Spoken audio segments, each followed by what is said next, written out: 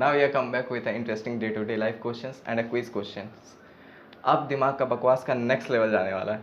अब हम लोग समझेंगे क्या होता है, कैसे होता है, क्यों होता है।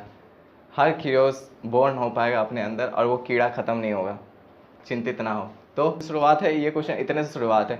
अगर वो चाहते हैं कि वो क्वेश्चन को स्किप करना तो वो कर सकते हैं, जाएं और डिस्क्रिप्शन में लिंक करें, जो क्वेश्चन में पढ़ना है वो क्वेश्चन को लिंक पे क्लिक करें। उनका अपना क्वेश्चन भी पढ़ना चाहे तो अपना क्वेश्चन भी पढ़ सकते हैं।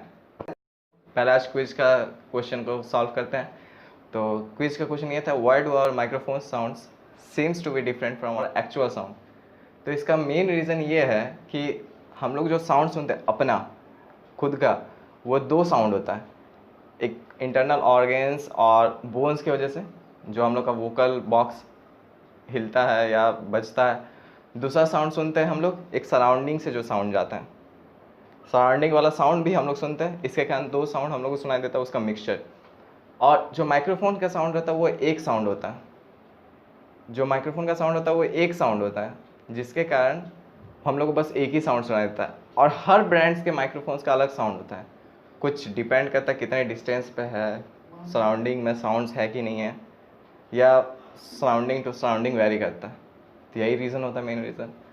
और दो फ्रेंड्स ने जवाब दिया था, बस तालियां। तो नेक्स्ट क्वेश्चन की तरफ घूमते हैं। अगला क्वेश्चन लाया जाए तो why should you need to put your mobile in flight mode during a flight take off. क्या लगता है क्या रीज़न है भाई साहब? एयर होस्टेस से बोल रहे कि आप मेरे फ़ोन से कॉल लगा लीजिए। तुम्हें 50 बार बोल रहे हैं पढ़ाई लिखाई में ध्यान लगाओ, IAS बनो और देश को संभालो, लेकिन नहीं। Earlier, it was the problem that mobile can interfere with the flight communication system, but nowadays, mobile interference in airplane is quite low. It's hardly affects on it. अभी के कम्युनिकेशन सिस्टम शील्डेड होते हैं ताकि उन पर interference का effect ना पड़े, जिसके कारण उन पर कोई भी फ्लाइट कम्युनिकेशन सिस्टम में कोई भी दिक्कतें ना आए। मान लो एक फैक्ट बता दो, तुम्हें एयरप्लेन में बैठे अब तुम्हें कॉल लगाना है। कॉल कैसे लगाओगे भाई? तेरे पास तो है ही नहीं। तुम्हारे पास मोबाइल तो एयरप्लेन मोड में है, तो वहाँ पे एक पीको सेल होता है जिससे हम लोग कॉल लगाते हैं। तो भाई आजकल इलेक्ट्रिसिटी का क्वेश्चन बहुत चर्चित है हमारे वीडियोस चैनल में।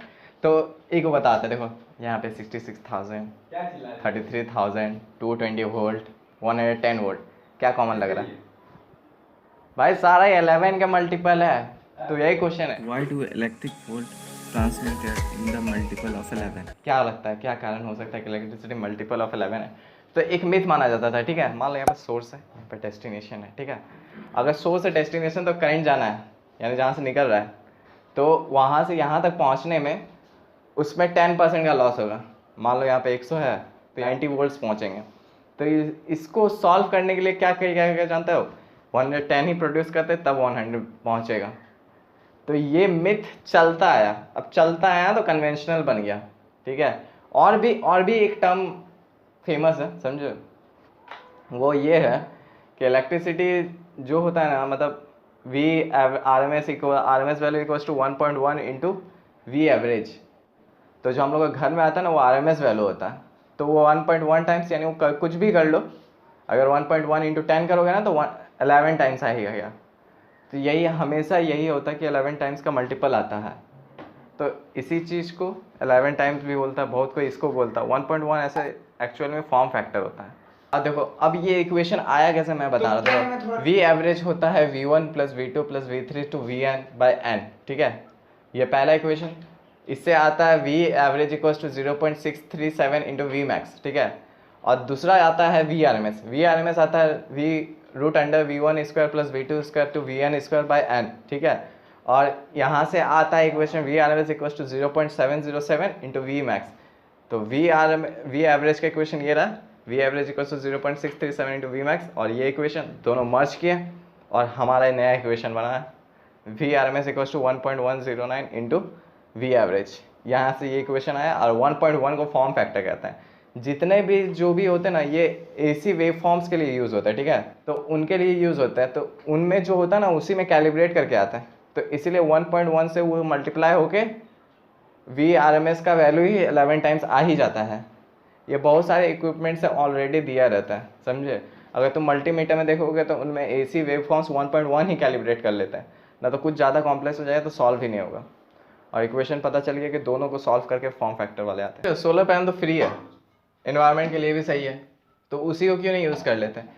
इस देखो ये भी हम लोग डिस्कवर करेंगे क्या क्या ये इसके मेन रीजंस है। तो यही क्वेश्चन है, why do we not get shifted towards solar panel rather than depending on other sources. तो हाँ, इसके कुछ कुछ रीजंस हैं, उन लोग हम डिस्कवर करेंगे क्या होते हैं, क्यों होते हैं। देखो इसके मेन कारण, it is expensive for an individual during first installation. जब फर्स्ट इंस्टॉलेशन होता है तो बहुत चीज़ें चाहिए होती है, जैसे सोलर पैनल चाहिए, इन्वर्टर चाहिए, बैटरीज चाहिए, जिसके कारण इसका दाम थोड़ा ज़्यादा हो जाता है। दूसरा मेन रीज़न है, it's covers a large area. मतलब ये जो होता है ना, एरिया बहुत बड़ा कवर करता है। छोटे से एरिया में तुम इसका इंस्टॉलेशन नहीं कर सकते, बड़े एरिया चाहिए। इसलिए कोई भी कंट्री में अगर कम स्पेसेस है तो वो coal power plant, nuclear power plant बनाना ज़्यादा आसान समझते हैं, इसीलिए वो लोग उसमें शिफ्ट कर जाते हैं। और तीसरा मेन रीज़न है कि मान लो सूरज मामा नहीं निकले या सूरज चाचू नहीं निकले तो क्या करोगे, बिना बिना यार लाइट का बिताओगे। तो यही होता है, कभी कभी क्या होता है ना, during monsoon seasons solar energy मिल नहीं पाता, जिसके कारण सोलर पैनल्स काम नहीं करते हैं और उस समय लाइट्स ही नहीं आते, तो बस घर अंधेरा रहेगा क्या, नहीं ना। इसलिए उसमें शिफ्ट किया थोड़ा सा मुश्किल होता है। एंड चौथा पॉइंट है यही है कि it is not in concentrated form, it is in diluted form. ये जो है ना, हम लोग को जितना भी सोलर एनर्जी मिलता है वो डायल्यूट फॉर्म में मिलता है, जिसके कारण एक्सट्रैक्ट करना थोड़ा सा टफ हो जाता है। और यही रीज़न है, यही 4 पर्टिकुलर पॉइंट्स है जिसकी वजह से टफ हो जाता है। तो एक फैक्ट बताता हूँ, जो टॉप 5 सोलर प्लांट्स है ना, वो 3 उनमें से 3 इंडिया में सिचुएटेड है। सोचो ऐसे रात को देखो जुगनू जलता है, तो जलता क्यों है, ये कारण सोचो। तो इसके पीछे भी जानेंगे हम लोग। Why do fireflies glow? Fireflies producers chemical reaction inside them that allow them to light up. तो उसमें होता है क्या, हम रिएक्शंस बताते हैं क्या होता है।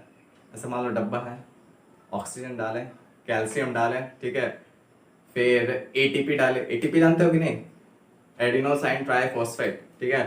फिर उसके बाद लूसीफेरिन डालें, हाँ लूसीफेरस दिखता है, लूसीफेरस के प्रेजेंस में ही ये सारा रिएक्शंस होता है, ठीक है। और उसके बाद लाइट निकलता है, ओ भाई, ठीक है। जुगनी जुगनी होए होए, जुगनी जुगनी होए, जुगनी जुगनी जुगनी। यही रिएक्शन होता है, इसी से वो फायरफ्लाइज ग्लो करते हैं। और ये जो लाइट जो प्रोड्यूस होता है ना, बल्ब का जैसा नहीं, बल्ब तो एक हीट प्रोड्यूस करता है, हीट लाइट, लेकिन जो फायरफ्लाइज होता है ना वो कोल्ड लाइट प्रोड्यूस करते हैं, मतलब ठंडा वाला, वो वाला लाइट, ठीक है। तो ठंडा वाला लाइट प्रोड्यूस करता है। इसका भी एक मेन रीजन है, क्योंकि अगर वो गर्म मतलब हीट लाइट प्रोड्यूस करेगा ना तो वो मर सकता है, सर्वाइव ही नहीं करेगा, इसलिए कोल्ड लाइट प्रोड्यूस होता है। और एक मिथ सुनेगा, एक मिथ चलता है कि एक डब्बा में बहुत कोई भर लेते थे जुगनू को रात को, और सुबह सोचते थे विश पूरा हो जाएगा। वापस रख उसे। ऐसे ही कभी सोचे होते हैं, जैसे ट्रेन अचानक ब्रेक मार देगा तो डिरेल हो जाता है, क्या लगता है डिरेल हो जाता होगा। तो सोचो कोई चेन पुल करता है तो फिर डिरेल होने से कैसे बच जाता है। तो यहाँ पे आता है कंसेप्ट इमरजेंसी ब्रेक्स का। इमरजेंसी ब्रेक्स होते हैं, देखो हम ऐसे एग्जांपल समझते हैं। देखो मान लो तुम एक बाइक चला रहे हो, ठीक है, बाइक चलाए, ठीक है, मान लो तुम ब्रेक का एक ब्रेक दबाए तो हो सकता है कि तेरा बाइक स्किड कर जाए, लेकिन अगर तुम दोनों दबाए ना तो बाइक स्टेबल स्टेट में रहेगा। यही होता है ट्रेन में भी। ट्रेन में अगर तुम वो ब्रेक अगर सडनली दबाए ना तो ट्रेन हो सकता है स्किड कर जाए, पलट जाए, कुछ भी। लेकिन इमरजेंसी ब्रेक दबाने से क्या होता है ना, ट्रेन स्टेबल स्टेट में भी रहता है और डिरेल भी नहीं होता। क्या बात है, अब बस हम लोग पहुंच चुके हैं, समझा। अब क्विज पे आ चुके हैं, सुपर एक्साइटेड। तो ठीक है, आज का क्विज का ये क्वेश्चन कि कुकुम्बर जो होता है ना, कुकुम्बर खीरा, how can be cucumber bitterness can be remove on rubbing. एक कुकुम्बर को यानी खीरा को अगर जब छीला जाता है, ठीक है, वो छील के लेना साइड में रब करके, ताकि उसका जो बिटरनेस है वो कम करते हैं। कैसे कम कैसे हो जाता है पता है तो कमेंट करो। और भाई अगर कुछ भी डाउट है, क्वेश्चन समझ में नहीं आ रहा, वो जो कीड़ा है अंदर की, ये क्वेश्चन का क्या आंसर होता है पता नहीं चल पा रहा, तो कमेंट करो। वीडियो का नेक्स्ट वीडियो में कवर अप किया जाएगा। एंड अच्छा लगे तो लाइक ठोको, और अच्छा लगे तो कमेंट करो, और अच्छा लगे सब्सक्राइब मारो, और अच्छा लगे तो इंस्टाग्राम पे जाओ, और उससे भी अच्छा लगे 1.5 लाख ट्रांसफर करो। मजाक कर रहे थे, ट्रांसफर ना करते ना।